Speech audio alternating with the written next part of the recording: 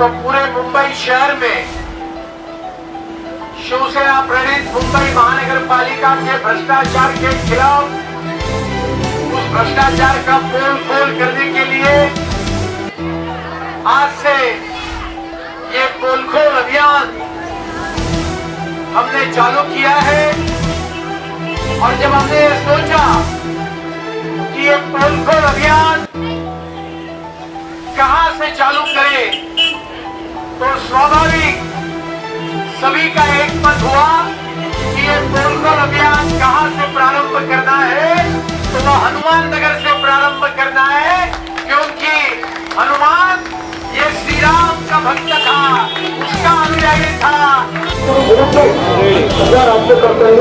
BJP द्वारा महाराष्ट्र में शिवसेना अधीन बीएमसी के ऊपर बड़ी जोर शोर से कार्रवाई चल रही, जहां पर बीजेपी द्वारा हर वार्ड में, मुंबई के हर इलाके में पोल खोल की जो कार्यक्रम है, जो आगाज़ किया गया है शिवसेना के खिलाफ।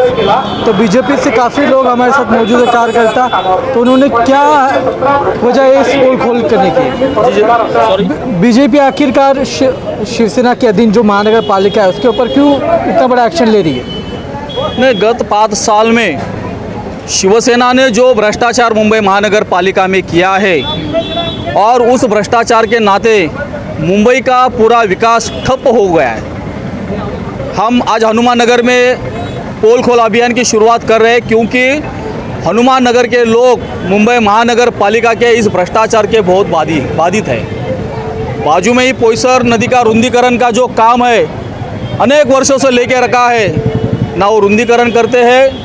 लेकिन रुंदीकरण करते समय हमारी मांग है, इस रुंदीकरण में जो भी झोपड़ियाँ बाधित होती है, उन सभी झोपड़ी धारकों को हनुमान नगर में ही घर देना चाहिए और यहाँ पर ही उनका विस्थापित करना चाहिए। ये भारतीय जनता पार्टी की प्रमुख मांग है।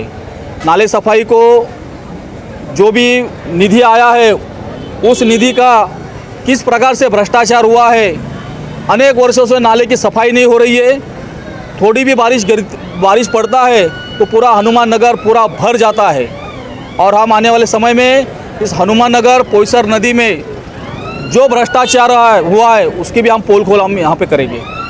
जब से शिवसेना आपसे अलग हुई है, अघाड़ी के साथ उन्होंने पार्टी बनाई है, 25 साल शिवसेना का राज था, और आखिरकार अब जब आपका गठबंधन टूटा, उसके बाद आपको याद आया कि उनका पोल खोलना है महानगर पालिका का?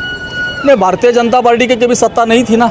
सत्ता में तो शिवसेना के नेता बैठे थे, मलाई तो वो खा रहे थे, हम तो सहयोगी थे। लेकिन हम जब मुंबई महानगर पालिका में भ्रष्टाचार हुआ है, तब तक हमने आवाज़ उठाई है।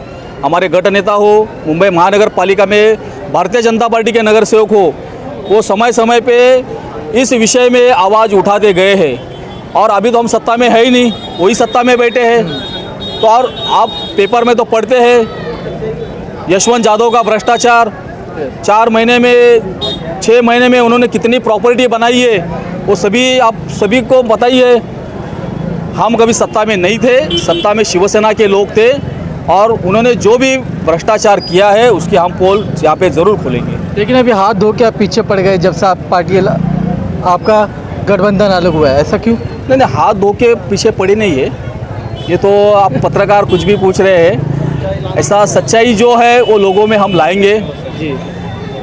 जो भ्रष्टाचार हुआ है वो तो उसको तो हम उजागर करेंगे। तो हमारा काम है मुंबईकर को न्याय देना, न्याय मिलाकर देना, ये तो हमारा फ़र्ज़ है और वो हम करेंगे। अब पोईसर नदी जो कहा जाता है, लेकिन नाले का रूप है आज के वक्त में, तो उसको नदी के रूप में कब तक लाएगी बीजेपी, अगर बीएमसी में अगर 5 साल तक जीत गई है आने वाले चुनाव में? देखो, ये जो नाला है वो सही में पोईसर नदी है। उस नदी के रुंदीकरण को महाराष्ट्र शासन ने 2200 करोड़ का टेंडर भी पास किया है। हाँ, वो कहाँ पर खर्चा करेंगे वो देखेंगे। लेकिन नाले का रुंदीकरण, पोईसर नदी का रुंदीकरण करने के लिए हमारा विरोध नहीं है। हमारी मांग यही है कि जो भी बाधित है उन बाधितों को यहाँ पर ही घर दे, यहाँ पर ही उनका स्थलांतर करे और रुंदीकरण करे। अगर भारतीय जनता पार्टी की सत्ता आने वाले समय में मुंबई महानगर पालिका में आएगी और आने के बाद हमारा पहला काम होगा पोईसर नदी का रुंदीकरण, पोईसर नदी का ब्यूटिफिकेशन, ये हम करेंगे।